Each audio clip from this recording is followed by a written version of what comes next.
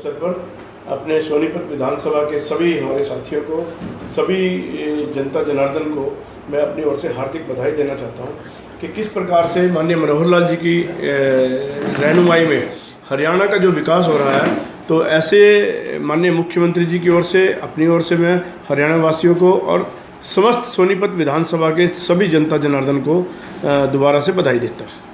Sir, चुनाव के बारे में जैसा कि आप 20 दिन रह के आए हो, तो चुनाव के बारे में आप कुछ कहना चाहेंगे?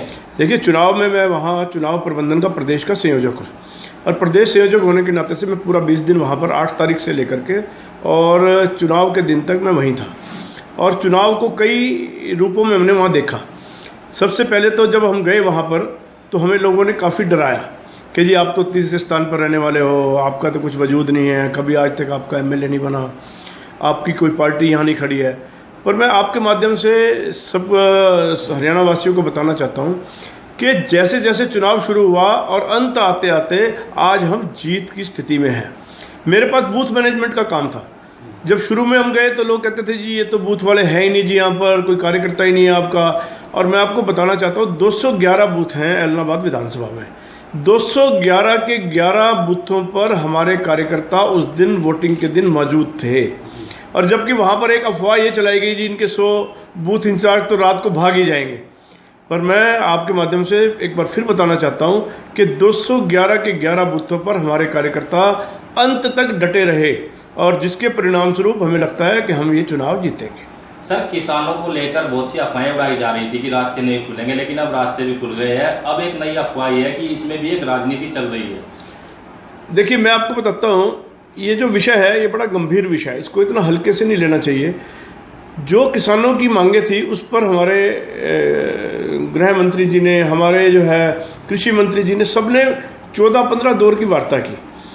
पर उनको कहते ना, सोए हुए को तो आदमी जगा सकता है, जो आदमी जगा हुआ हो उसको कैसे जगाएं, जबकि वो जानते हैं कि इस जो उनका जिसकी वो डिमांड कर रहे हैं उसके लिए हमारे प्रधानमंत्री जी ने पार्लियामेंट में बोल दिया कि हम एमएसपी को ख़त्म नहीं करने वाले, हम मंडी को ख़त्म नहीं करने वाले। ये तो वही बात होगी कि भाई एक बात कहते ना, सरपंचों की बात सिर माथे और नाला वहीं बहेगा। यानी सब डिमांड जो उन्होंने की उसको हमारी सरकार ने मान ली।